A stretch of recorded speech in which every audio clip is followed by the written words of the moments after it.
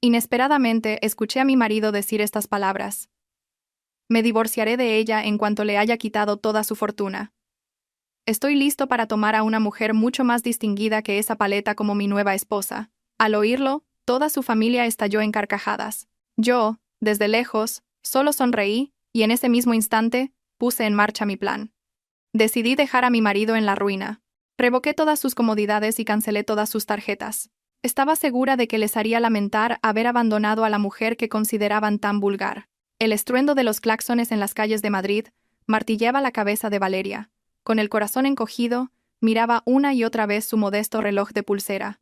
Sabía perfectamente que la familia de su marido detestaba esperar, y más aún si era ella quien los hacía esperar. Esta noche era especial. O al menos, eso le había dicho Mateo, su marido. Mateo la había invitado a cenar con su madre y su hermana, Paula, en un lujoso restaurante de 5 estrellas en el centro de la ciudad. A decir verdad, Valeria no tenía ganas de ir. Sabía que un lugar así exigía un atuendo ostentoso, algo completamente opuesto a su naturaleza sencilla.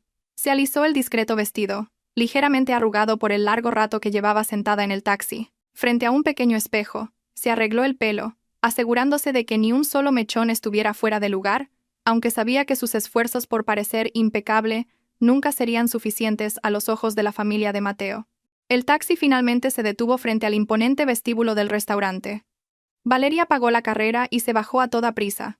Prácticamente corrió por los pasillos de reluciente mármol del restaurante, ignorando las miradas extrañadas de algunos camareros por su vestimenta, demasiado sencilla para un lugar como aquel. Llegó sin aliento a la puerta del salón privado que Mateo le había indicado por mensaje de texto. Su mano se alzó para agarrar el pomo dorado, pero su movimiento se detuvo en el aire. La puerta no estaba completamente cerrada. Una pequeña rendija permitía que el sonido del interior llegara con claridad al silencioso pasillo.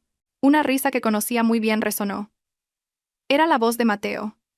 Valeria esbozó una leve sonrisa, aliviada de que su marido pareciera feliz. Justo cuando iba a llamar, las siguientes palabras que salieron de la boca de Mateo la dejaron helada. Se quedó paralizada en el sitio, sus oídos captando cada palabra con una claridad aterradora. Era como si el mundo a su alrededor se hubiera silenciado de repente, dejando solo las crueles voces de la habitación. No te preocupes, mamá. Las escrituras de la casa y las acciones de la empresa estarán pronto a mi nombre. El equipo legal que he contratado en secreto se está encargando de todo. En cuanto le haya quitado todo su patrimonio y todos los activos estén a buen recaudo en mis manos, me divorciaré de ella. Estoy harto de fingir que soy cariñoso con esa mujer tan poco refinada. Valeria sintió que las piernas le fallaban, como si le hubieran arrancado los huesos del cuerpo. Se apoyó en la fría pared junto a la puerta, para no desplomarse. El corazón le latía con furia, no de amor, sino de un dolor inmenso. Antes de que pudiera asimilar esas palabras, escuchó la voz burlona de su suegra, la señora Morales. Bien hecho, hijo. Yo tampoco soporto verla más. Mira cómo viste. Es una ofensa para la vista. Me muero de vergüenza cuando tengo que llevarla a las reuniones del club de campo. Heredó una fortuna de su padre, pero tiene un gusto pésimo. No se puede comparar con Adriana. Ella sí que es una mujer con clase, perfecta para ser la nuera de nuestra familia y para estar al lado de un hombre tan apuesto como tú. Esa Valeria parece más nuestra asistenta que tu esposa. La risa aguda de su cuñada vino a continuación. Con una voz melosa que era como una puñalada en el corazón, Paula añadió: Es verdad, mamá. Ayer le pedí que me comprara un bolso nuevo, y me soltó un sermón sobre el ahorro. Y eso que está forrada, es una tacaña de cuidado. Por cierto, hermano, cuando te cases con Adriana tienes que comprarme un coche nuevo. No esta chatarra que llevo ahora. Me da vergüenza delante de mis amigas de la universidad. El pasillo quedó en silencio por un momento, pero en el pecho de Valeria se desataba una tormenta. Se secó con rabia una lágrima que amenazaba con caer. El dolor que al principio dominaba su corazón se transformó lentamente en las brasas de una ira que consumió su razón.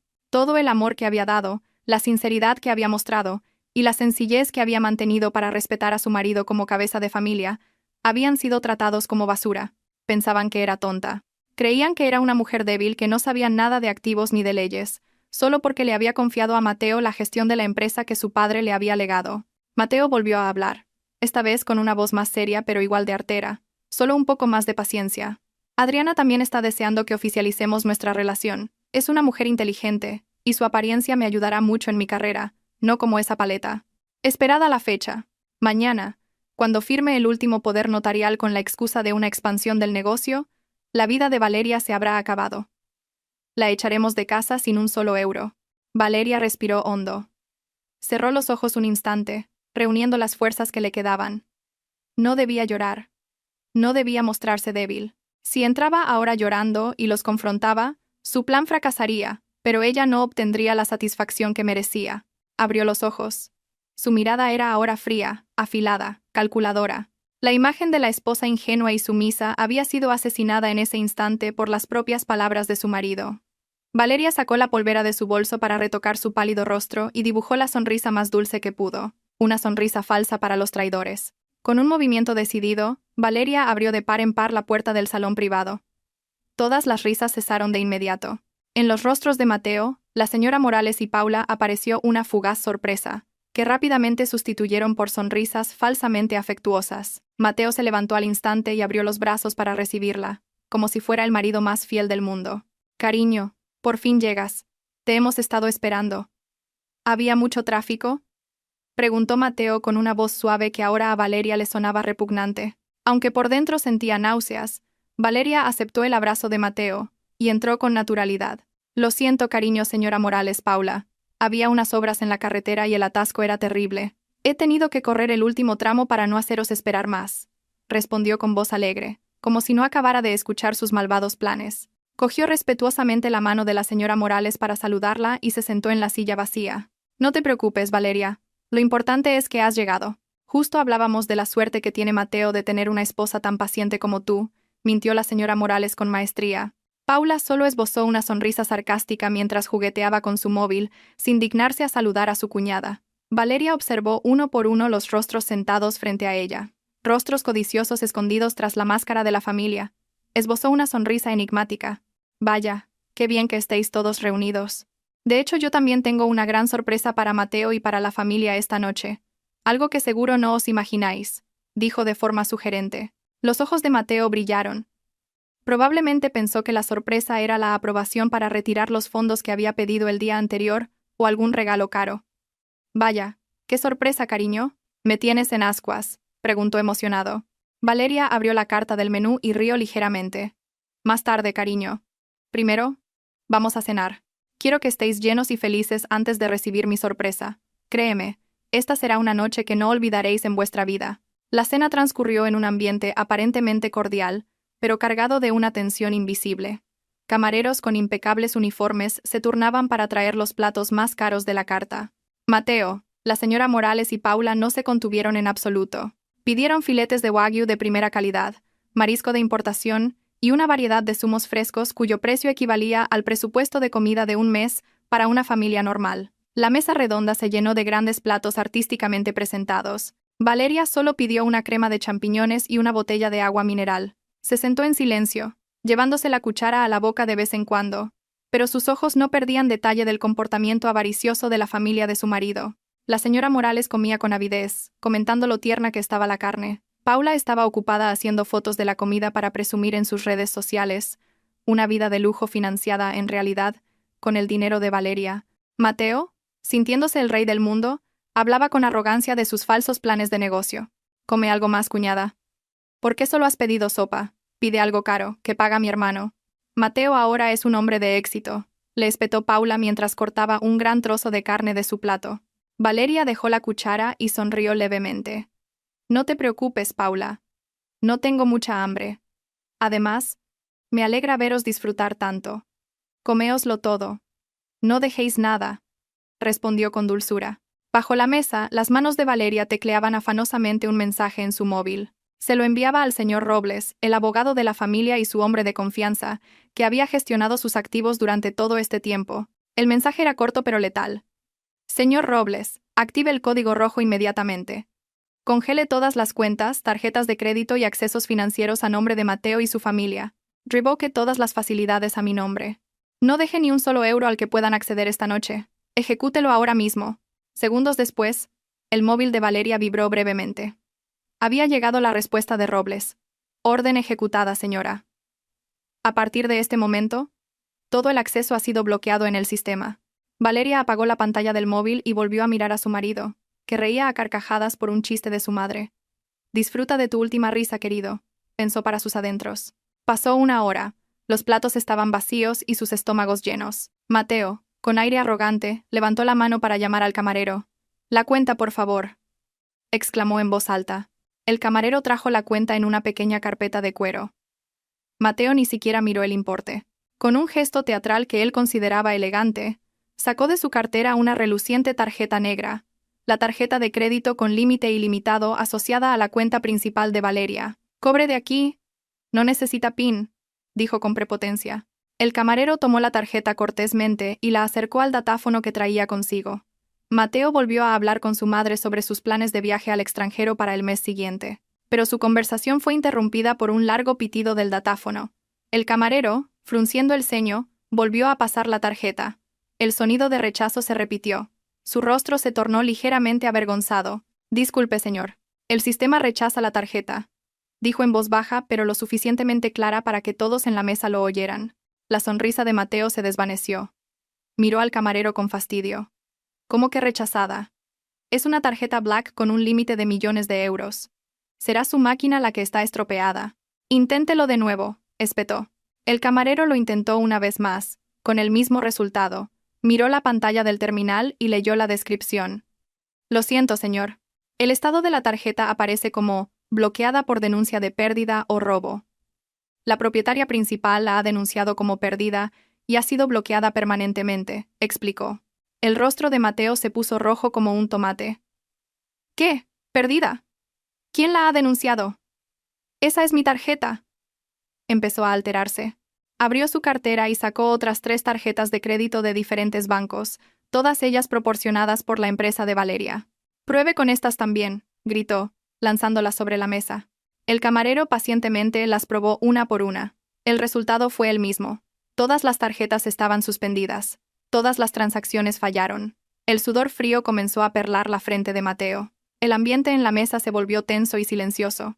Los comensales de otras mesas empezaron a girarse para ver el pequeño revuelo. La señora Morales parecía nerviosa. «Mateo, ¿qué está pasando? ¿Por qué no funciona ninguna tarjeta?» «No me avergüences, hijo», susurró bruscamente. «No lo sé, mamá.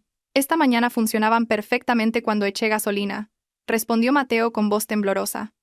Se giró hacia Valeria, que había permanecido en silencio todo el tiempo. «Valeria, ¿tienes efectivo o alguna tarjeta? Parece que hay un error general en el sistema bancario», preguntó con un tono exigente. Valeria puso una expresión de lo más inocente. «Vaya, cariño, ¿no te acuerdas? Ayer mismo me dijiste que derrochaba mucho y que no sabía administrar el dinero. Me quitaste la cartera y transferiste todo el saldo de mi cuenta personal a la tuya con el pretexto de una inversión. Ahora mismo, en mi bolso solo tengo pañuelos y la polvera. No llevo ni un céntimo, Mateo». Mateo abrió los ojos como platos. Era cierto que había hecho eso, pero no esperaba que el boomerang volviera tan rápido. La cuenta de la cena ascendía a miles de euros y no tenía forma de acceder a su dinero. ¿Y quién va a pagar esto? ¿Acaso vamos a tener que fregar los platos? «Valeria, seguro que tienes dinero de emergencia. No mientas», gritó la señora Morales, empezando a perder la compostura. Valeria negó lentamente con la cabeza. «Se lo juro, señora. No tengo ni un billete de 5 euros. Usted misma le dijo a Mateo que gestionara todo mi dinero para que no me comprara ropa nueva». Valeria se levantó lentamente de su asiento. «Vaya, de repente me duele mucho el estómago. Necesito ir al baño. Id solucionando lo de la cuenta. Quizás si llamáis a la empresa. Con su permiso». Sin esperar respuesta, Valeria abandonó la mesa rápidamente. Mateo intentó detenerla, pero el camarero y el gerente del restaurante, que acababa de llegar, ya rodeaban su mesa exigiendo el pago. «Un momento, señor. No puede irse hasta que esta cuenta esté saldada», dijo el gerente con firmeza, bloqueando el paso a Mateo, que intentaba seguir a Valeria. Mientras tanto, Valeria no fue al baño. Continuó su camino hacia la puerta trasera del restaurante, donde la esperaba un sedán negro enviado por el señor Robles. Se subió al coche y apoyó su cansada espalda en el asiento, pero su corazón se sentía increíblemente ligero. «En marcha, conductor. Lléveme a mi verdadero hogar», ordenó Valeria al chofer. Dentro de aquel lujoso restaurante, dejó atrás a su marido y a su familia política, con el orgullo destrozado, rodeados por la seguridad del restaurante, teniendo que encontrar la manera de pagar una cuenta de miles de euros sin un céntimo en el bolsillo. El castigo no había hecho más que empezar. Aquella noche se convirtió en la más larga y humillante en la historia de la familia de Mateo. Tras casi una hora de acalorada discusión con el gerente del restaurante, Mateo tuvo que dejar como fianza su preciado reloj de lujo y su smartphone. Tuvo que firmar un reconocimiento de deuda con sello oficial, bajo las miradas susurrantes de los camareros. El rostro de la señora Morales estaba desfigurado. Su espeso maquillaje se había corrido por el sudor frío y las lágrimas de rabia. Paula no dejaba de cubrirse la cara con el bolso, aterrorizada de que otros clientes la reconocieran y difundieran el vergonzoso incidente en las redes sociales. Finalmente, regresaron a casa en un taxi que tuvieron que pedir con pago en destino, ya que las pocas monedas que le quedaban a Mateo en el bolsillo no alcanzaban ni para la bajada de bandera. El ambiente en el coche durante el trayecto a casa era infernal. La señora Morales no paraba de maldecir. Su voz estridente llenaba el vehículo, y el taxista les lanzaba miradas incómodas por el retrovisor. Culpaba a Mateo por su descuido al no tener un control total de las finanzas de Valeria, para luego acusar a Valeria de ser una víbora. Paula también se quejaba, lamentándose de la vergüenza que sentiría si sus amigas de la alta sociedad se enteraran de que la tarjeta de crédito de su hermano había sido rechazada en un restaurante. Mateo permaneció en silencio, con la mandíbula apretada, conteniendo su ira. En su mente ya estaba tramando un plan para darle una lección a Valeria. En cuanto llegaran a casa, la obligaría, por las buenas o por las malas, a reactivar el acceso a las cuentas esa misma noche. Estaba convencido de que Valeria solo estaba enfadada o poniéndole a prueba. Creía que una mujer de pueblo como ella se acobardaría y cedería en cuanto le levantara la voz. El taxi finalmente entró en la exclusiva urbanización donde vivían. Mateo sintió un ligero alivio al ver la imponente puerta de entrada. Al menos, pronto podría desahogar su furia. Le pidió al conductor que se detuviera un momento frente a la garita de seguridad. Normalmente, la barrera se abría automáticamente cuando el sensor leía la tarjeta de acceso pegada en el parabrisas de los vehículos de los residentes, pero esta vez, la barrera metálica no se movió. Mateo pensó que el sensor no estaba bien alineado, y le pidió al taxista que avanzara un poco más. Sin embargo, la luz de la máquina parpadeó en rojo y emitió una breve sirena, indicando acceso denegado. El taxista se giró con cara de extrañeza.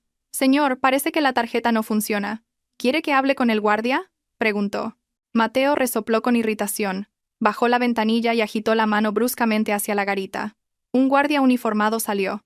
Era el señor Díaz, el jefe de seguridad, a quien conocía bien por las propinas que solía darle dinero que, en realidad, provenía de Valeria. Mateo sonrió levemente, seguro de que el señor Díaz abriría la barrera manualmente. «Señor Díaz, buenas noches. Parece que esta máquina está estropeada. ¿Puede abrirnos, por favor?» «Estoy agotado», gritó con tono autoritario. Pero el señor Díaz no sonrió. Su rostro era inexpresivo, incluso frío. En lugar de pulsar inmediatamente el botón para abrir, se acercó a la ventanilla con un portapapeles en la mano. Miró a Mateo, luego a la señora Morales y a Paula en el asiento trasero. «Lo siento, señor Mateo. La máquina no está estropeada. Su permiso de acceso ha sido desactivado desde el sistema de gestión central», dijo con firmeza. Mateo abrió los ojos como platos. «¿Cómo que desactivado? Soy residente del chalet 1 de la calle A. Sabes que es mi casa». «¡Abre de una vez! ¡No me tomes el pelo!», gritó. La señora Morales también asomó la cabeza por la ventanilla, reprendiendo al guardia por su falta de respeto al impedirle el paso a un propietario. El señor Díaz negó lentamente con la cabeza.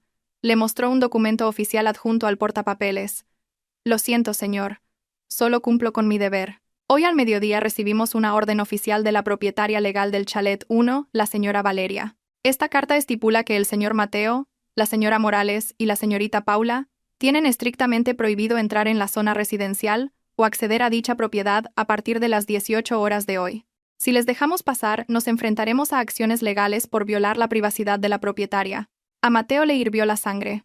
Abrió la puerta del taxi y salió disparado, con las emociones a flor de piel.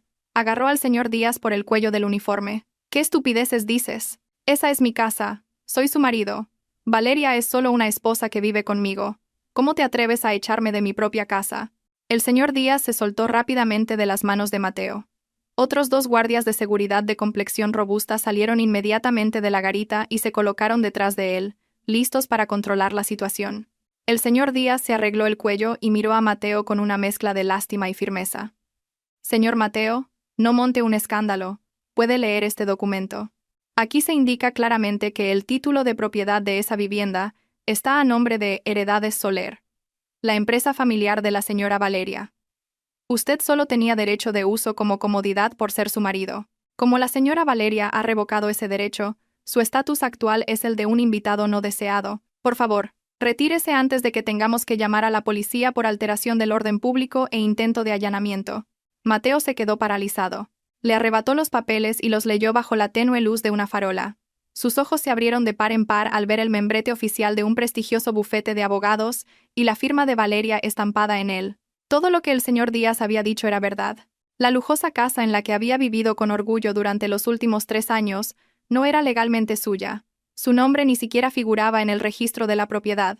Al escuchar la explicación, la señora Morales comenzó a llorar histéricamente dentro del coche. ¿Y dónde vamos a dormir esta noche, Mateo? ¿Y mis cosas? ¿Mis joyas? ¿Mi ropa cara? Todo está dentro, gritó. Paula también se lamentaba, pensando en su colección de bolsos y zapatos de diseño que había dejado en su habitación.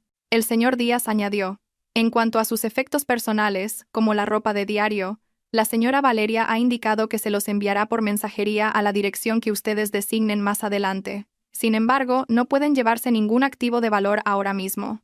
Por favor, váyanse. Hay una larga cola de coches detrás. Los coches de otros residentes empezaron a tocar el claxon detrás de su taxi. Mateo sintió su orgullo aplastado contra el asfalto. No tenía otra opción. Con paso pesado, volvió a entrar en el taxi. Ya no se atrevía a mirar a los ojos al taxista, que ahora lo observaba con recelo, probablemente temiendo que Mateo no pudiera pagarle la carrera. «Llévenos a una pensión barata a las afueras de la ciudad», murmuró Mateo, derrotado. Aquella noche, Mateo, la señora Morales y Paula durmieron hacinados en una habitación estrecha y con olor a humedad de un motel de mala muerte, pagada con las últimas monedas que encontraron en el bolsillo del pantalón de Paula. Mateo miraba el techo mohoso de la habitación. Su odio hacia Valeria crecía, pero el miedo empezaba a anidar en su corazón. La mujer que creía tonta era, en realidad, capaz de morder de forma letal. La luz del sol que se colaba por las raídas cortinas del motel barato no trajo ningún consuelo a Mateo. Se despertó con el cuerpo dolorido por haber dormido en un sofá destartalado. Su madre y su hermana habían ocupado la cama. Intentó asearse lo mejor que pudo, sin los caros productos de limpieza facial que solía usar. Se puso la misma camisa arrugada y con olor a rancio del día anterior, pero trató de arreglarse la ropa para no perder la dignidad. Hoy tenía una misión importante: ir a la oficina. Estaba seguro de que, aunque Valeria hubiera tomado el control de la casa, no sabría nada de los asuntos de la empresa. Él era el director general. Todas las operaciones estaban en sus manos. Usaría su autoridad en la oficina para retirar los fondos de emergencia de la compañía y luego contrataría a un buen abogado para luchar contra Valeria. Con un paso forzadamente seguro, Mateo dejó a su madre y a su hermana en el hotel, prometiendo volver a por ellas con un coche de la empresa y dinero en efectivo. Llegó al rascacielos donde se encontraba la sede de la empresa. Caminó con arrogancia por el vestíbulo, pero algo era diferente esa mañana.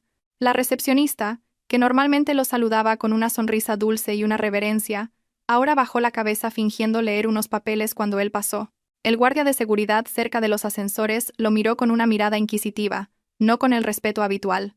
Mateo ignoró esa sensación ominosa.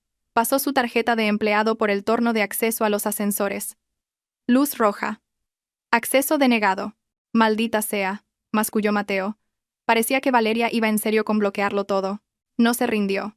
Ignorando los gritos de la recepcionista, saltó la pequeña barrera. Corrió hacia un ascensor que justo se abría porque salía otro empleado. Consiguió meterse dentro y pulsó el botón de la última planta, la planta ejecutiva. El corazón le latía con fuerza. Tenía que llegar a su despacho, coger el token del banco y transferir el dinero antes de que Valeria pudiera hacer algo más. Las puertas del ascensor se abrieron en la planta ejecutiva. El ambiente era silencioso. Todos los empleados que vieron aparecer a Mateo se callaron inmediatamente y bajaron la cabeza. Nadie se atrevía a mirarlo a los ojos. Mateo caminó rápidamente hacia la gran puerta doble con la inscripción «Dirección General». Sin llamar, la abrió de un empujón. «Fuera todos. Preparen una reunión de emergencia ahora mismo», gritó al entrar. Pero la sala no estaba vacía, y sentado en su gran sillón de director no estaba su secretario, sino el señor Robles. Aquel hombre de mediana edad que Mateo solo conocía como el discreto asistente personal de la familia de Valeria, ahora estaba sentado tranquilamente en el sillón de cuero del director, haciendo girar el caro bolígrafo de Mateo. Alrededor de la mesa había 3 hombres de traje que Mateo reconoció como el equipo de auditores externos y los abogados de la empresa. «¿Qué significa esto, Robles? ¿Cómo te atreves a sentarte en mi silla? Levántate, tengo que trabajar», gritó Mateo mientras se acercaba para echarlo. El señor Robles no se movió ni un centímetro. Lo miró con una frialdad que parecía la de alguien observando a un insecto molesto. «Buenos días, señor Mateo. Me temo que ya no tiene autoridad para dar órdenes aquí», dijo con calma. «¿Estás loco? Soy el director general de esta empresa. Mi nombramiento es válido. Valeria no puede despedirme así como así, gritó Mateo, su voz resonando en la amplia sala.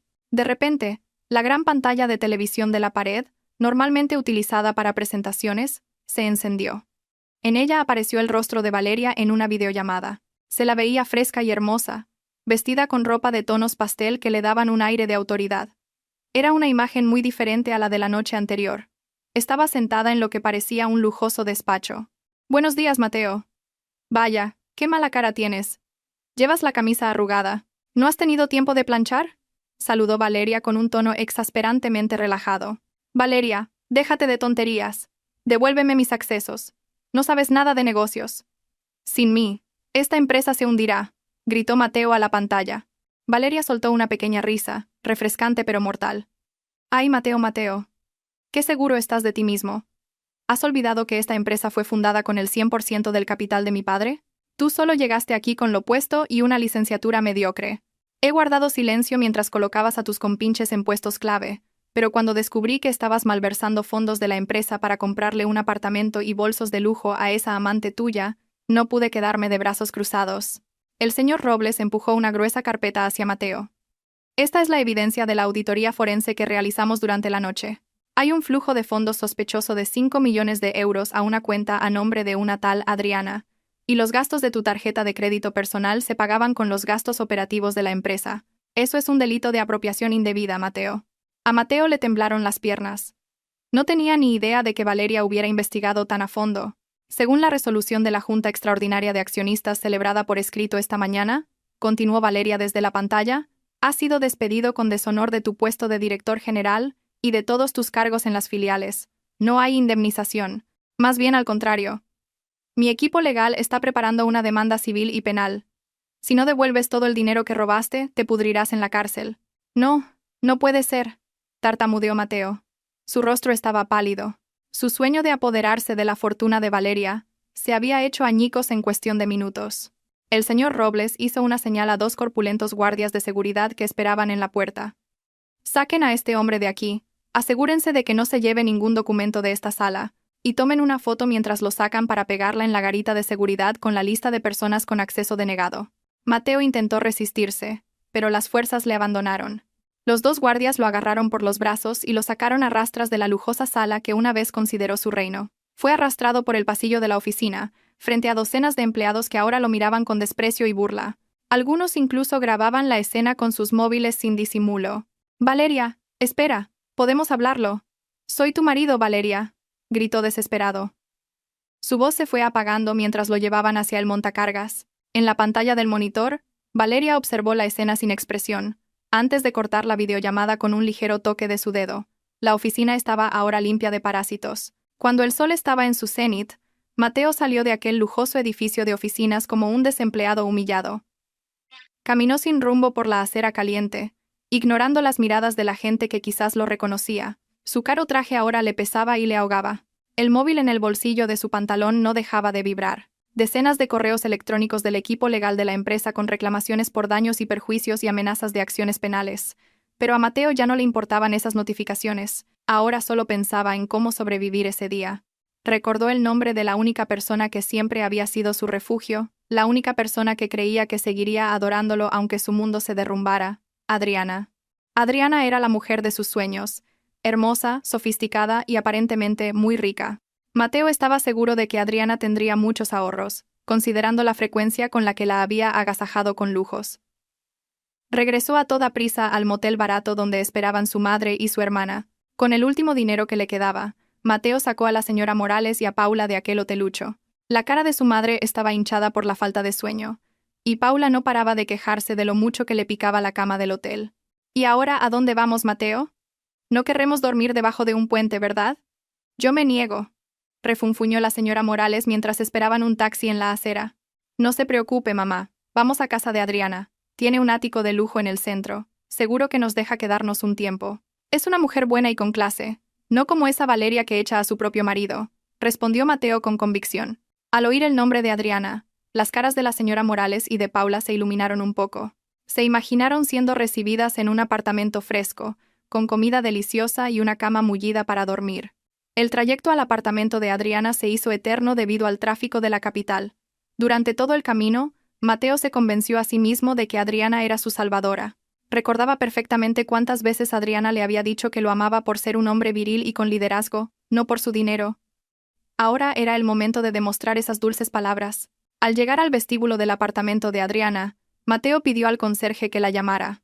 Poco después, Adriana bajó a recibirlos al vestíbulo. Llevaba ropa cómoda de estar por casa, pero seguía pareciendo elegante. Su hermoso rostro mostró una ligera sorpresa al ver a Mateo con su madre, su hermana, y varias bolsas con ropa arrugada. «Cariño, ¿qué haces aquí sin avisar? ¿Y por qué venís todos juntos?», preguntó Adriana con una voz que intentaba sonar amable, aunque sus ojos mostraban desagrado al ver el aspecto desaliñado de la señora Morales. Mateo abrazó a Adriana con fuerza, como si quisiera obtener fuerzas de ella. «Adriana, estoy en un gran problema. Esa loca de Valeria ha bloqueado todos mis accesos financieros y nos ha echado de casa. Esta mañana también me han despedido de la oficina. Ahora mismo no tenemos dónde vivir. Déjanos quedarnos en tu casa solo hasta que resuelva la demanda contra Valeria. Nos iremos pronto, te lo prometo». Adriana se deshizo lentamente del abrazo de Mateo. La sonrisa desapareció de su rostro. «Espera un momento. ¿Quieres decir que ahora mismo no tienes ni un euro? ¿Nada de nada? ¿Y te han despedido?» «Sí, pero es temporal, Adriana. Tengo muchos activos, solo están congelados.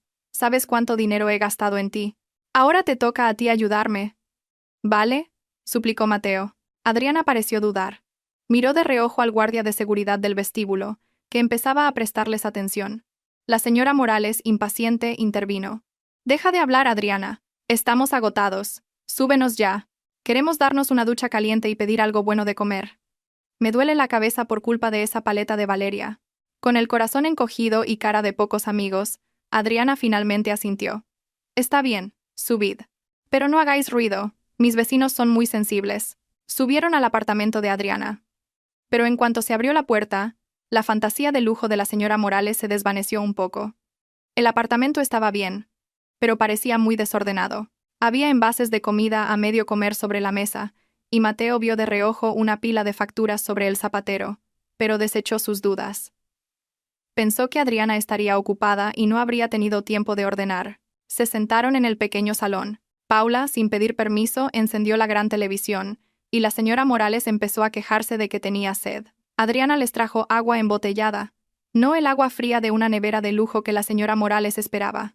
«Adriana, en realidad también necesito algo de dinero», dijo Mateo después de beber agua.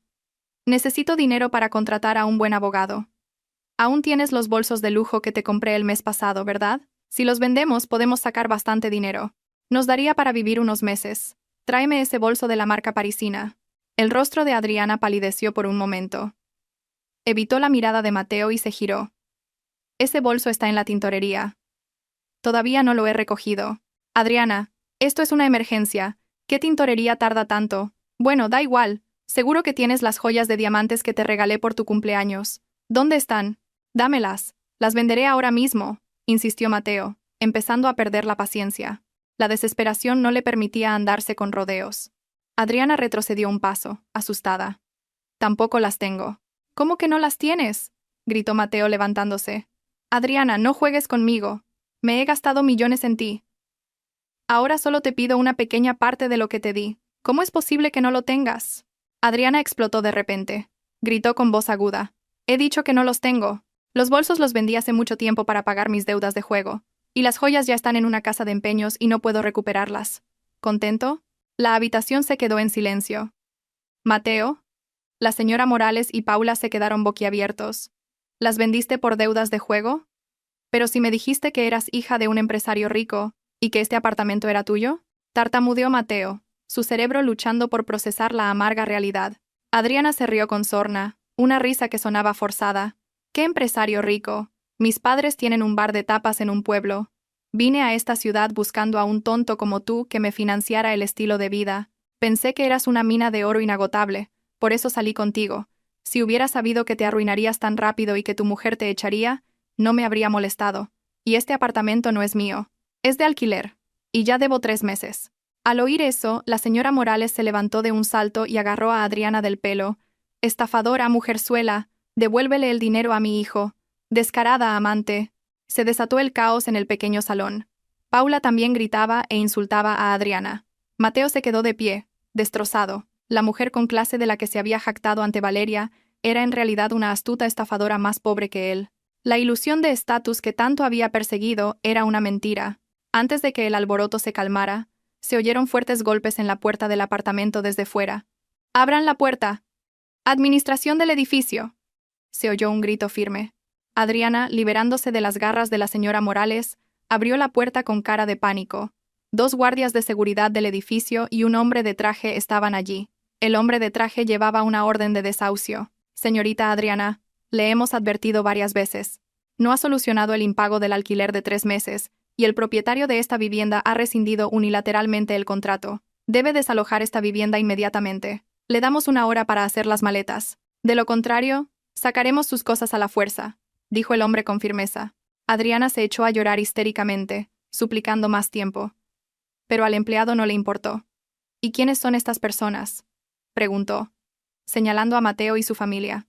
«No se permiten ocupantes ilegales aquí. Ustedes también deben irse ahora mismo».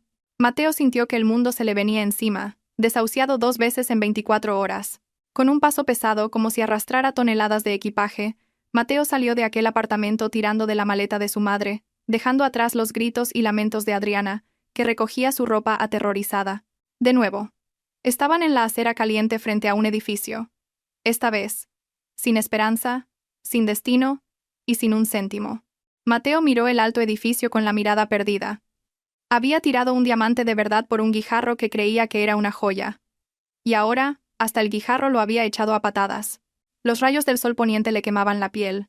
Era como si todo el universo estuviera castigando a Mateo y a su familia. Se sentaron aturdidos en una parada de autobús desierta, no muy lejos del apartamento del que acababan de ser expulsados. Sus estómagos empezaron a rugir. El hambre real comenzaba a hacer acto de presencia. Mateo se sujetó la cabeza dolorida. Ya no sabía qué hacer. No tenían dinero, ni siquiera para comprar una botella de agua.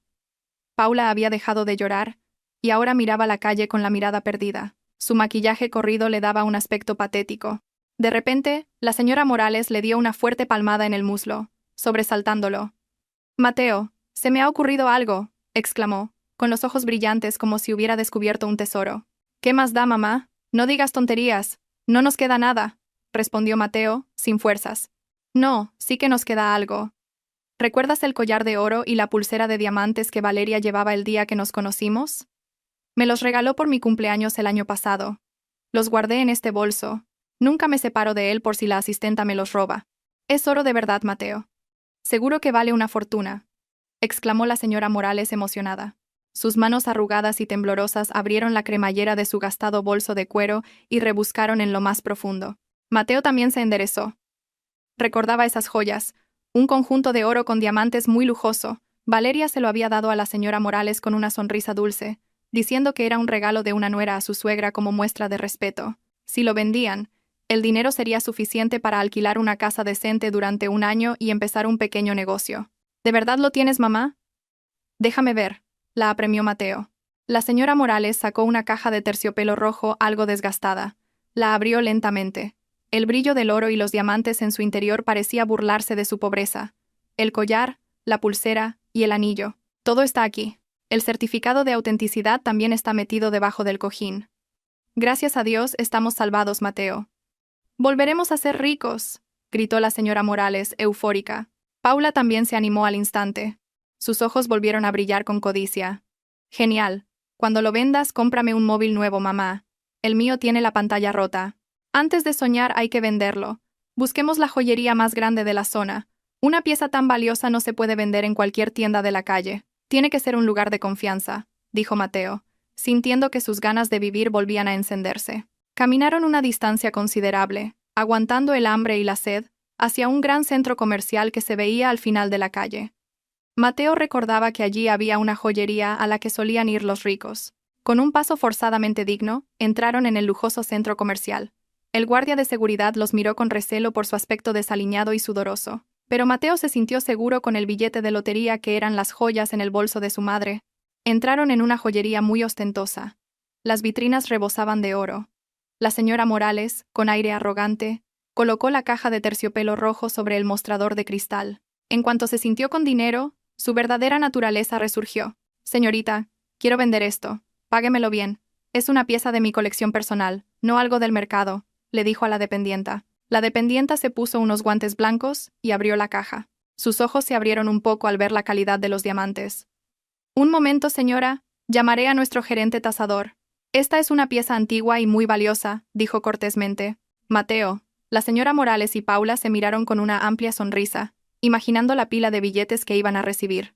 Mateo ya se imaginaba cenando un buen filete esa noche y durmiendo en un hotel de 5 estrellas. Un gerente de mediana edad con gafas salió de la trastienda con una lupa especial. Examinó las joyas con mucho cuidado, revisando cada grabado y el pequeño código inscrito en la parte trasera del colgante del collar. Luego, el gerente revisó los papeles que la señora Morales le había entregado. Su frente se arrugó profundamente. Tecleó algo en su ordenador y luego miró la pantalla con seriedad. Un silencio tenso comenzó a instalarse. Mateo empezó a sentirse inquieto al ver que la expresión amable del gerente se volvía fría. ¿Qué pasa? ¿Cuánto vale? ¿Más de 100.000 euros? Preguntó la señora Morales impaciente. El gerente se quitó la lupa y la miró fijamente. Disculpe, señora. ¿De dónde ha sacado esta pieza? Preguntó, con un tono inquisitivo. ¿Y a usted qué le importa? Es mía. Un regalo de mi nuera. ¿Acaso es falsa? Replicó la señora Morales. La pieza es auténtica, señora. Oro de 24 quilates con diamantes europeos de la más alta calidad. Pero aquí hay un gran problema, dijo el gerente, señalando la pantalla de su ordenador. Al introducir el número de serie de la joya en el Sistema Nacional de Datos de Joyería, ha saltado una alerta roja. Esta joya está registrada como un activo del inventario de una galería. ¿Qué significa eso? Intervino Mateo, confundido. El gerente explicó con una voz firme que sonaba como la sentencia de un juez. Esta joya no es de propiedad privada. Es un activo de la Fundación del Patrimonio Soler, la fundación del museo propiedad de la familia de la señora Valeria. Si lee atentamente el documento que me ha dado, en la parte inferior pone certificado de préstamo de activos. Por lo tanto, el estado de esta joya es de préstamo a la señora Morales para su uso vitalicio, pero la propiedad pertenece a la fundación, no se puede transferir ni vender. El rostro de la señora Morales palideció y sus manos empezaron a temblar violentamente. Pero Valeria dijo que era un regalo, no dijo que fuera un préstamo. Legalmente, el documento escrito es lo que vale, señora. Y lo que es más grave, nuestro sistema está conectado directamente con la policía para artículos de tan alto valor. Cuando hay un intento de venta de un activo marcado como no vendible, el sistema envía una notificación automática al propietario del activo y a las autoridades por presunta apropiación indebida de bienes. El gerente miró hacia la puerta de la tienda. Será mejor que devuelvan esta pieza a su dueña antes de que llegue la policía. Yo no puedo comprarla. A Mateo le fallaron las rodillas. Valeria era realmente un demonio con cara de ángel.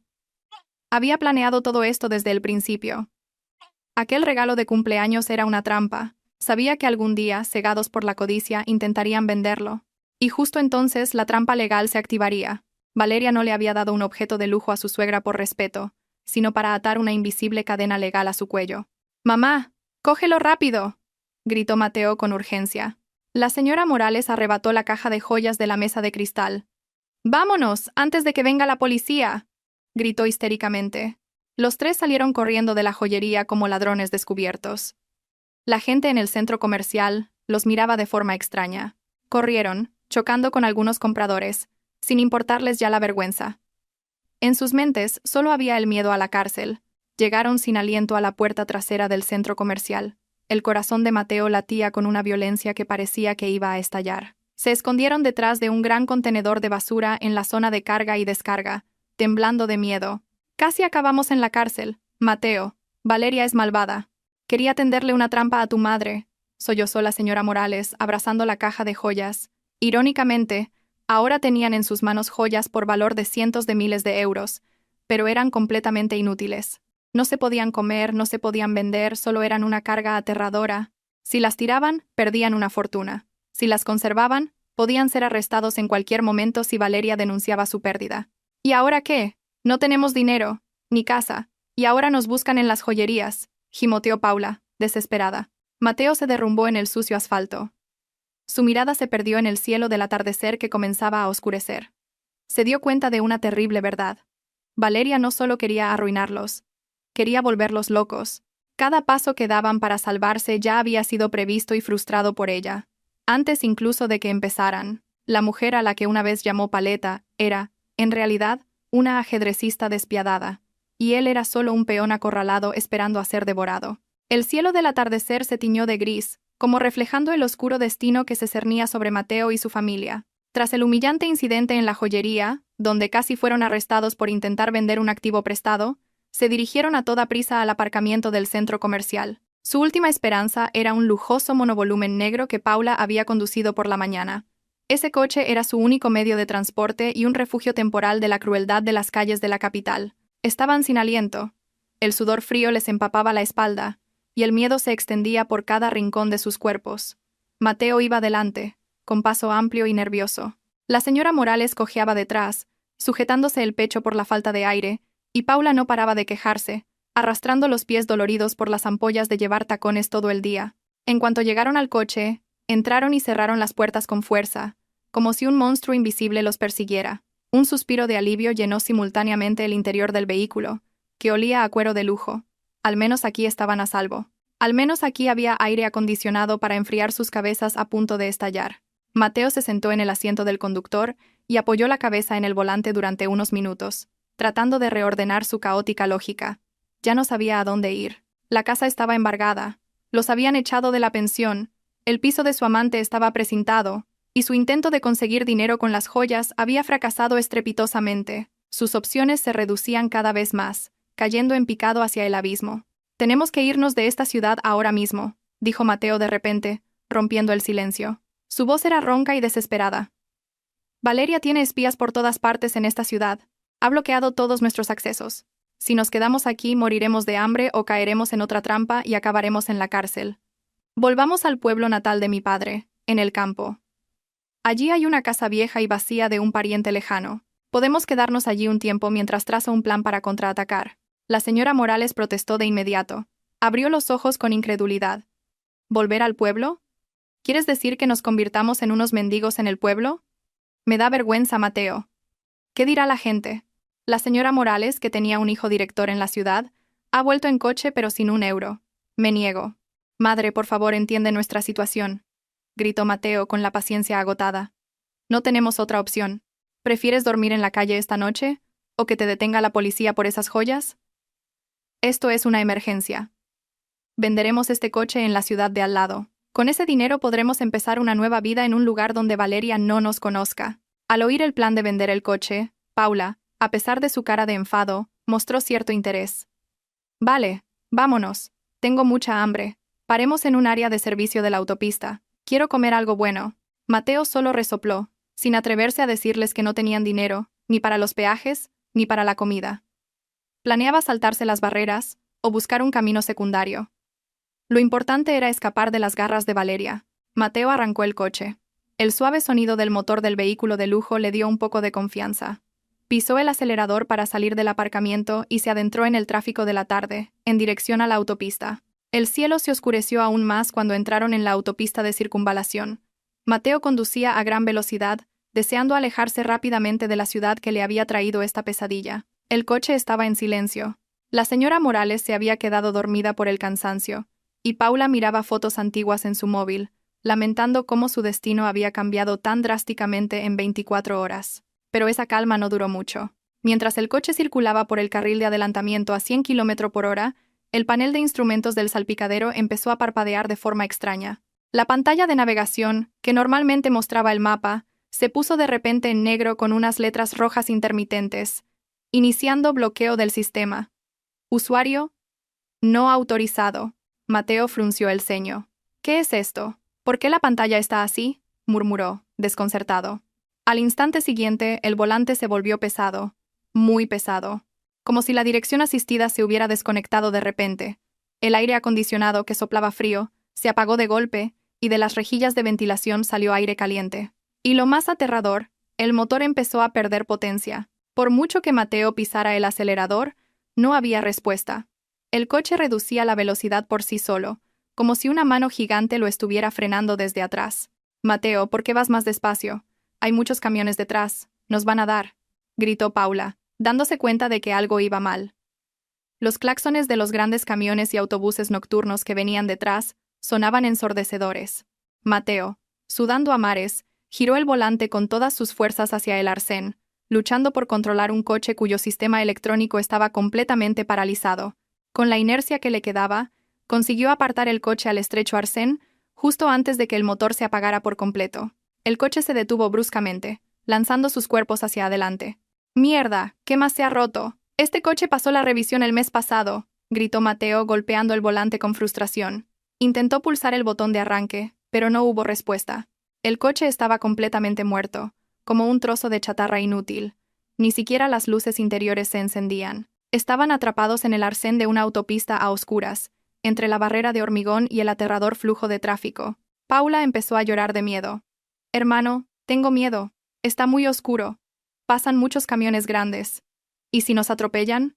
La señora Morales se despertó de un sobresalto y entró en pánico al ver la oscuridad total dentro del coche. Sin aire acondicionado, la temperatura en el interior subió rápidamente, haciéndoles sentir como si se estuvieran asando vivos. Mateo salió del coche e intentó abrir el capó, aunque no sabía nada de mecánica. De allí salía un ligero humo, no por sobrecalentamiento del motor, sino por el sistema eléctrico forzado a apagarse. Mientras Mateo estaba en la cuneta sin saber qué hacer, vio a lo lejos una luz naranja giratoria que se acercaba. Una gran grúa amarilla redujo la velocidad y se detuvo justo delante de su coche. Mateo suspiró aliviado. Por suerte, llegaba ayuda.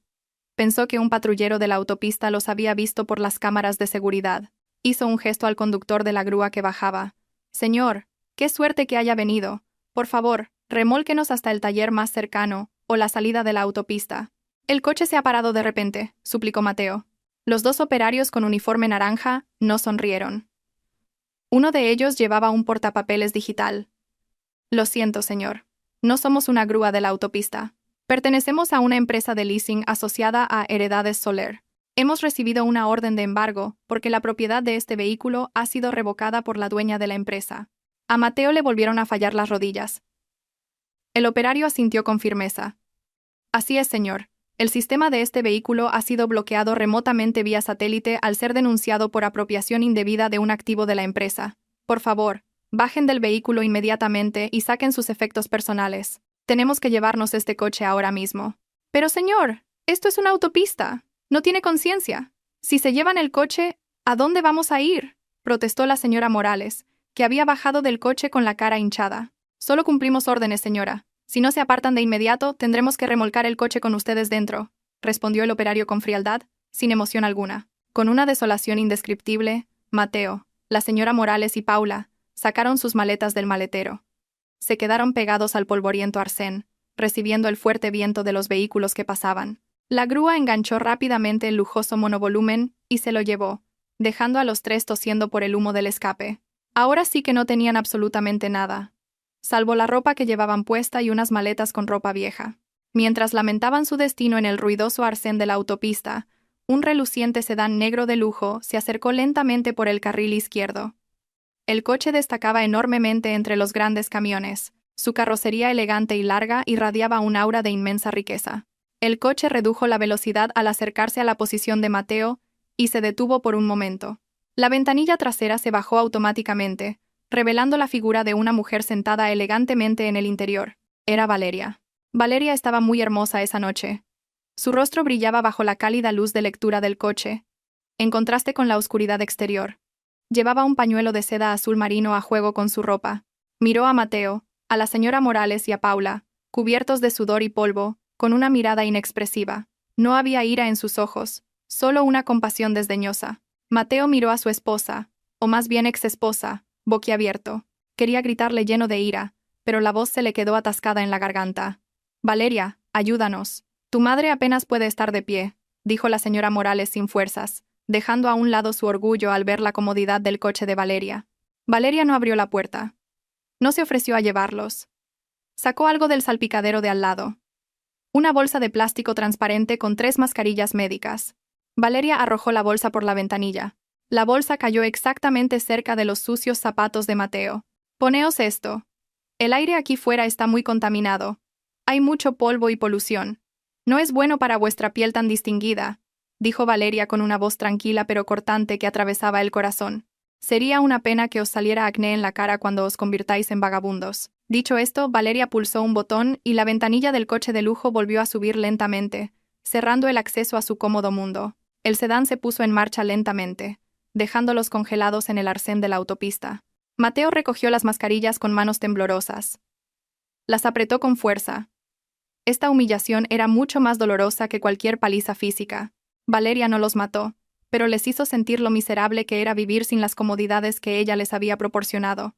Aquella noche, en el duro y frío arcén de la autopista, Mateo comprendió finalmente que había tirado un diamante por un puñado de arena, y ahora, hasta la arena se la había llevado el viento. Tras la infernal noche en el arcén de la autopista, Mateo y su familia finalmente lograron regresar a la ciudad en la parte trasera de un camión de verduras que pasaba por allí. Llegaron a un mercado mayorista de madrugada, con el cuerpo destrozado y un olor terrible. Mateo reunió sus últimas fuerzas y empeñó los pequeños pendientes de oro de Paula, la única joya insignificante que se había librado del embargo porque los llevaba puestos. Lo hizo en una casa de empeños de la calle que abría 24 horas. El dinero que recibió fue muy poco, apenas suficiente para alquilar una habitación individual en un callejón destartalado durante una semana y comprar algo de comida. Pero esa pobreza y sufrimiento desencadenaron una idea loca en la mente de Mateo.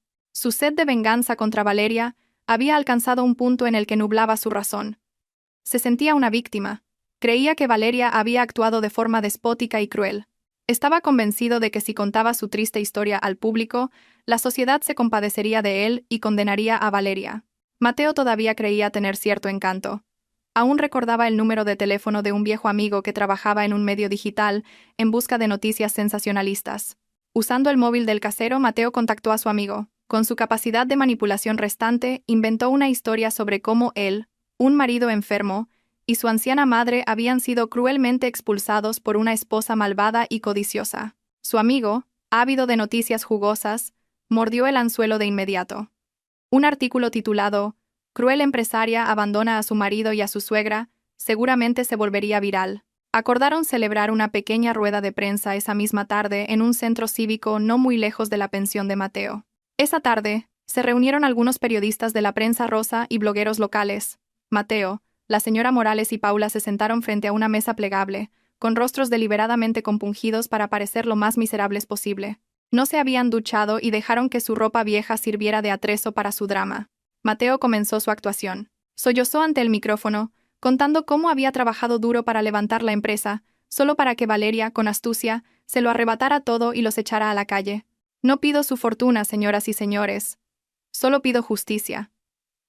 Mi esposa, Valeria, está cegada por la riqueza. Ha olvidado quién la guió todo este tiempo. No le importó ver a mi anciana madre durmiendo en la calle sin nada que comer, dijo Mateo, abrazando a su madre, que fingía estar a punto de desmayarse. Paula también se secaba lágrimas de cocodrilo a su lado. Las cámaras de los periodistas no dejaban de capturar el dramático momento. Los periodistas comenzaron a susurrar con compasión, condenando a la esposa que Mateo describía. Deben saber que Valeria es una mujer manipuladora. Tuvo una aventura con su propio abogado para deshacerse de mí, añadió Mateo con una vil calumnia, gritando a pleno pulmón. Pero justo cuando Mateo sentía que tenía la sartén por el mango, sucedió algo extraño. La pantalla de proyector blanca detrás de él, que debería haber estado apagada, se encendió de repente por sí sola. Un agudo ruido de los altavoces hizo que todos se taparan los oídos. Los periodistas, sorprendidos, giraron sus cámaras hacia la pantalla. Mateo se giró, confundido. En la pantalla apareció un vídeo de una calidad muy nítida. Era una grabación de una cámara de seguridad. La fecha era de 2 días antes, en el salón de su lujosa casa. En el vídeo se veía a Mateo sentado cómodamente con los pies sobre la mesa, mientras la señora Morales gritaba a Valeria, que estaba fregando el suelo. La voz se oía con claridad. «Oye, Valeria, limpia bien. Mujer de pueblo. No sabes hacer nada bien. Deberías dar gracias de que mi hijo se casara contigo». La voz de la señora Morales en el vídeo sonaba extremadamente cruel. Luego apareció otra escena. Mateo hablando cariñosamente por teléfono con Adriana. «No te preocupes, cariño. He transferido el dinero de la empresa a tu cuenta. Deja que esa tonta de Valeria coma pan con aceite en casa». El rostro de Mateo palideció. Los periodistas empezaron a murmurar. Su compasión se convirtió en confusión. El vídeo volvió a cambiar.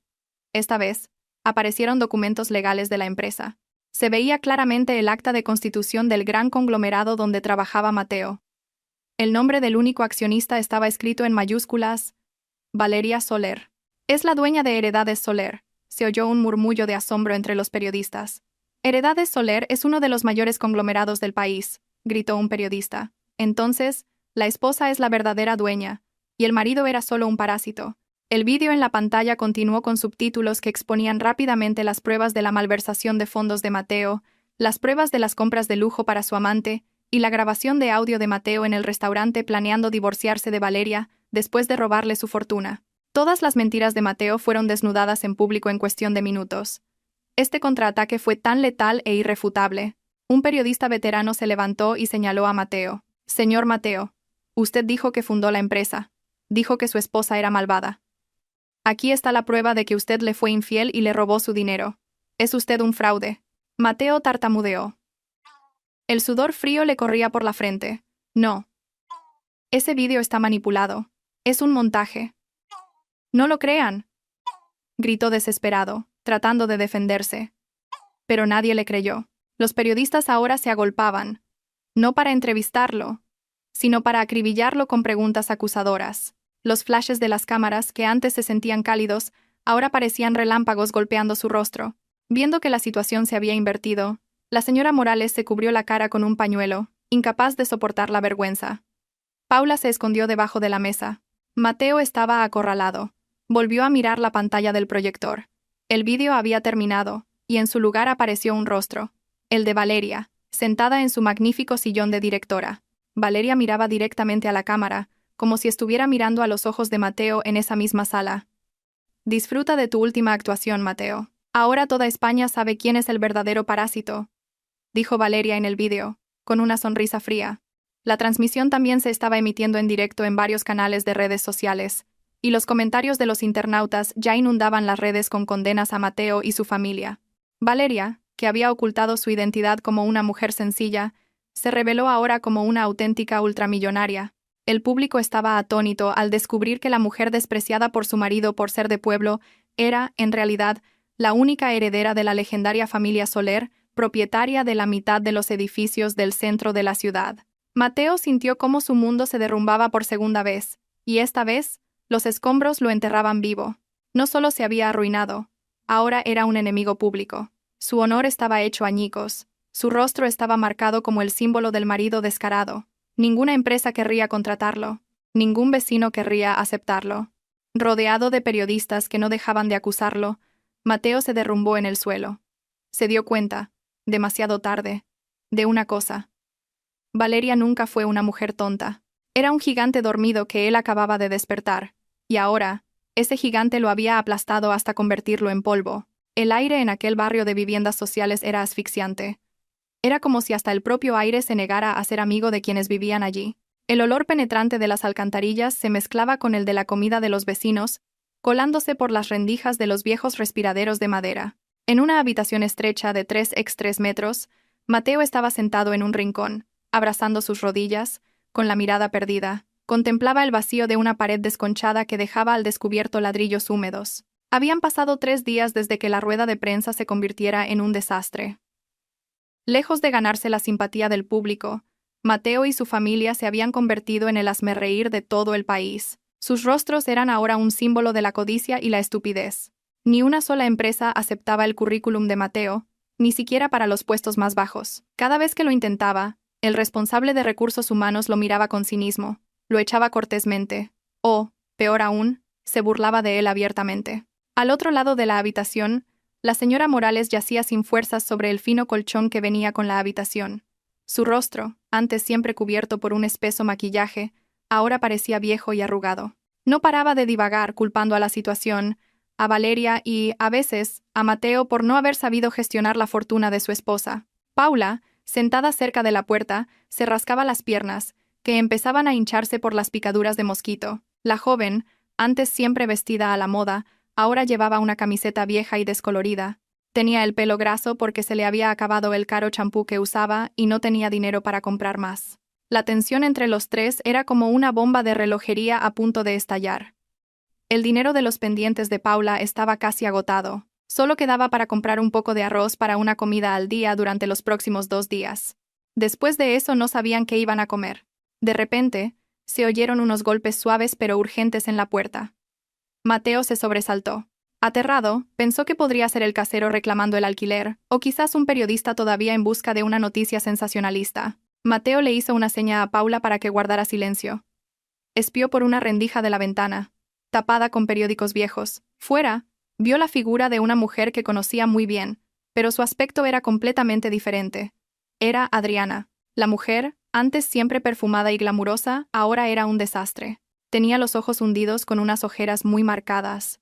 Llevaba el pelo recogido de cualquier manera y una gran sudadera con capucha que le tapaba parte de la cara. Miraba a ambos lados nerviosamente, como si la persiguiera un fantasma. Mateo abrió la puerta ligeramente. «Adriana, ¿qué haces aquí?», susurró con recelo. Su amor por ella ya se había desvanecido, sustituido por el asco al saber que solo era una estafadora. Pero Adriana entró a la fuerza, sin pedir permiso, y cerró la puerta con pestillo. Jadeaba, y el sudor frío le perlaba la frente. «Mateo, ayúdame, tienes que ayudarme, solo esta vez», dijo con una voz que temblaba violentamente. Agarró el brazo de Mateo con sus uñas largas pero sucias. «¿Ayudarte en qué? Míranos. Estamos arruinados, Adriana. No tenemos dinero. ¿Qué más quieres de nosotros?», gritó Mateo, apartando la mano de Adriana. Al oír el alboroto, la señora Morales se levantó de un salto y la fulminó con la mirada. «Fuera de aquí, mujer de mala suerte. Por tu culpa mi hijo se divorció de Valeria. Por tu culpa estamos en la calle. Échala, Mateo, pégale», gritó histérica. Adriana ignoró los gritos de la señora Morales. En su lugar, se arrodilló a los pies de Mateo y se echó a llorar.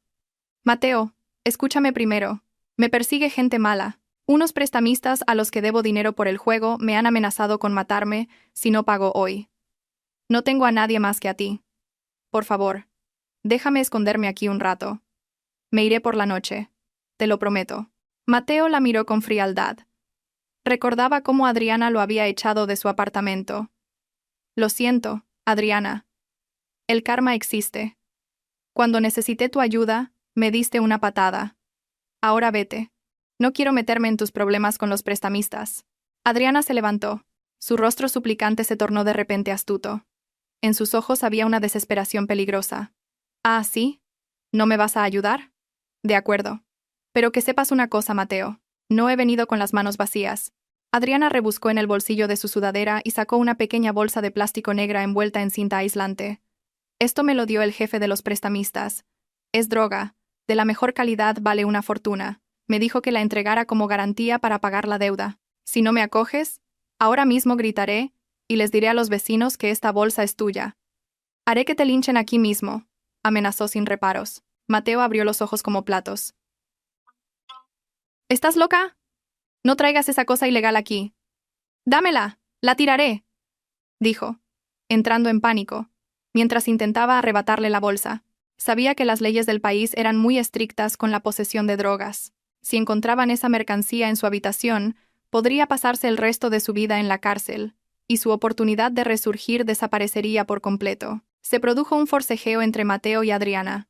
La señora Morales y Paula gritaban aterrorizadas al ver la peligrosa mercancía. Adriana, que estaba bastante fuerte por su vida dura en la calle, defendió la bolsa. Planeaba lanzarla debajo del colchón de Mateo para incriminarlo si seguía negándose. Pero el escándalo se oyó desde fuera. Sin previo aviso, la puerta de la pensión fue derribada con fuerza desde el exterior. Crack. La vieja puerta de madera se hizo añicos. 3 hombres corpulentos con chalecos de policía entraron en la habitación, armas en mano. «¡Manos arriba, no se muevan, policía!», gritó un agente con voz atronadora. Adriana gritó sorprendida. La bolsa de plástico negra se le cayó de las manos, aterrizando justo a sus pies. Su rostro se puso blanco como el papel. Resulta que la policía la había estado siguiendo desde que recibió la mercancía de su proveedor. Adriana no sabía que llevaba mucho tiempo siendo objeto de una investigación encubierta. Mateo, la señora Morales y Paula levantaron inmediatamente las manos. Sus cuerpos temblaban violentamente. Paula, presa del pánico, se orinó en los pantalones. La policía esposó inmediatamente a Adriana, que intentaba huir por la ventana. Otro agente recogió la bolsa y la examinó. «Positivo. Es la prueba que buscábamos», informó a su superior. Adriana se echó a llorar. «No es mía, agente. Es de él. Es de este hombre. Él me obligó a venderla», gritó, señalando a Mateo en un último intento de incriminarlo. Mateo, aterrorizado, negó con la cabeza. «Miente, agente. Se lo juro. No sé nada. Ella acaba de llegar y ha entrado a la fuerza. Yo soy testigo, asintió rápidamente la señora Morales, llorando. Sí, agente. Esa loca entró de repente. No sabemos nada. No se lleven a mi hijo. La policía los miró a todos con una mirada penetrante. No se preocupen. Hemos estado vigilando los movimientos de esta sospechosa desde la estación. Sabemos que ella trajo eso aquí. Pero ustedes tres tendrán que acompañarnos a la comisaría como testigos para ser interrogados y someterse a un análisis de orina. Si están limpios, serán liberados. Pero si se demuestra que están implicados, se pudrirán en la misma celda que ella. Esa noche, Mateo volvió a sentir el frío suelo, pero esta vez era el de una comisaría. Aunque los resultados de los análisis de orina de Mateo, su madre y Paula dieron negativo y se demostró que no tenían relación con la red de narcotráfico, siendo liberados al día siguiente, la noticia de la redada ya se había extendido. Los vecinos de la pensión se negaron a que volvieran. El casero los echó bruscamente, diciendo que no quería que su propiedad se asociara con traficantes. Mateo salió de la comisaría con la mirada vacía. Adriana había sido detenida oficialmente y se enfrentaba a la pena de muerte o a cadena perpetua. Pero su destino no era mucho mejor. Su nombre ahora figuraba en las noticias de sucesos como testigo en un caso de drogas. Su huella digital se había vuelto aún más oscura. Ya no había esperanza de conseguir un trabajo decente. Miró a su madre y a su hermana, sentadas sin fuerzas en la acera frente a la comisaría. Ya no les quedaban lágrimas, solo un hambre amarga y un remordimiento tardío. Mateo se dio cuenta de que su vida como un ser humano respetado había terminado por completo. Ahora era solo escoria social, destinado a pelear por las sobras con las ratas de la calle. Un año después, la estación seca estaba en su apogeo, levantando polvo en el aire caliente.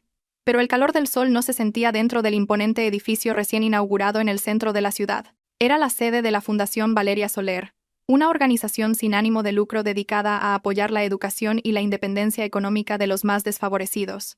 El patio del edificio estaba lleno de coronas de flores de felicitación enviadas por ministros, empresarios de éxito y celebridades de primer nivel. Dentro del auditorio principal, con el aire acondicionado a pleno rendimiento, Valeria estaba en el estrado. Parecía mucho más radiante que un año antes. Su rostro emanaba una calma y una autoridad natural. Llevaba un elegante vestido de seda de color champán, combinado con un pañuelo sencillo pero lujoso. No llevaba joyas ostentosas, solo un pequeño reloj de pulsera y un anillo de casada en su dedo anular, señal de que había encontrado un nuevo compañero de vida a su altura, un joven empresario que la amaba sinceramente y respetaba sus principios. Gracias a todos por su presencia.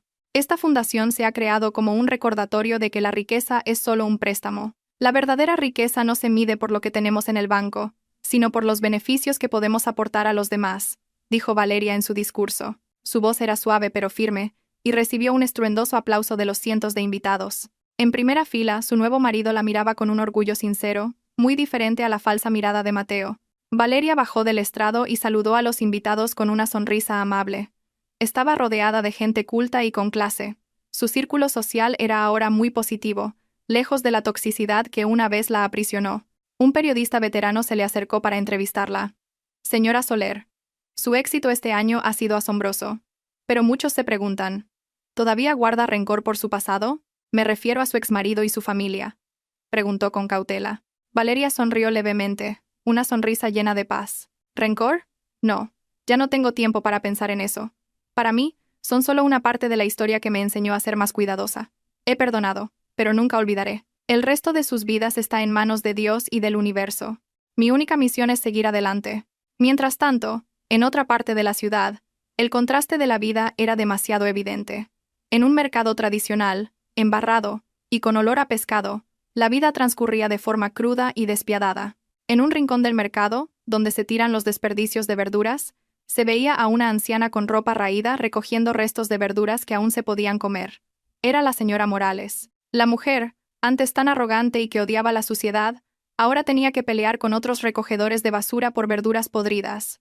Su piel, quemada por el sol, se había oscurecido, y sus manos estaban llenas de arañazos. Ya no había reuniones sociales ni joyas de oro, solo las regañinas de los comerciantes del mercado si se interponía en su camino. En un sucio puesto de comida cerca del aparcamiento del mercado, Paula lavaba una montaña de platos sucios. Sus manos, antes finas y siempre con la manicura hecha, ahora estaban agrietadas y con ampollas por el contacto diario con detergentes baratos. El dueño del puesto la regañaba a menudo por ser lenta. Cada vez que pasaban chicas de su edad con ropa bonita, Paula solo podía bajar la cabeza y aguantar las lágrimas, dándose cuenta de que su futuro se había arruinado por su codicia. Y en la zona de carga y descarga, un hombre delgado y encorvado cargaba un saco de arroz de 50 kilogramos. Era Mateo. Su rostro apuesto había desaparecido, oculto por la suciedad y las marcas de un cansancio extremo. Se había convertido en un mozo de carga del mercado por un salario miserable, apenas suficiente para pagar el alquiler de una habitación individual junto al río y comer malamente. Durante la pausa del almuerzo, Mateo se sentó apoyado en una pila de sacos de arroz, secándose el sudor con una toalla raída. Abrió el tupper más barato que había comprado. Mientras comía, su mirada se posó en el trozo de periódico viejo que envolvía la comida. En el periódico había una gran foto de Valeria, sonriendo feliz mientras cortaba la cinta en la inauguración del edificio de su fundación. El titular decía en letras grandes: Valeria Soler, la mujer inspiradora de nuestra era. Mateo se quedó paralizado. El arroz en su boca le supo a arena. Un remordimiento opresivo le apretó el pecho. Miró fijamente la foto. La mujer de la foto era la mujer que una vez tuvo. La mujer que le preparaba el café cada mañana, que le besaba la mano con respeto, que estaba dispuesta a vivir con sencillez por él. Tuvo ese diamante en sus manos, pero lo tiró al barro por perseguir plásticos de colores que creía que eran joyas. Las lágrimas brotaron de los ojos hundidos de Mateo y cayeron en su comida. Lloró en silencio, en medio del ruido del bullicioso mercado. A lo lejos, oyó la voz de su madre discutiendo con un verdulero que la acusaba de robar un pimiento. Esa voz ahora le sonaba a castigo. Su madre, su hermana y él mismo estaban ahora cosechando la tormenta que habían sembrado. La escena vuelve a Valeria. Está de pie en el balcón de su nuevo edificio, contemplando el hermoso cielo del atardecer. El viento agita la punta de su pañuelo. Parece sentir una tristeza lejana, en algún lugar, pero su corazón no se inmuta. Valeria mira directamente a la cámara, rompiendo la cuarta pared, mirando directamente al espectador o al lector. Sonríe. No es una sonrisa arrogante, sino la sonrisa triunfante de alguien que ha logrado sobrevivir al mal. A veces, dice Valeria en voz baja, como un susurro al viento, la mejor manera de vengarse no es destruir a tus enemigos con tus propias manos, sino ser tan feliz y exitoso que su existencia en tu vida se vuelva irrelevante. Déjalos observar tu luz desde la oscuridad que ellos mismos crearon. La pantalla se funde lentamente a negro, dejando la imagen persistente de la sonrisa satisfecha de Valeria y la mirada vacía y llena de remordimiento de Mateo. La historia termina con la perfecta satisfacción de que el bien siempre encuentra su camino, y el mal siempre encuentra su abismo.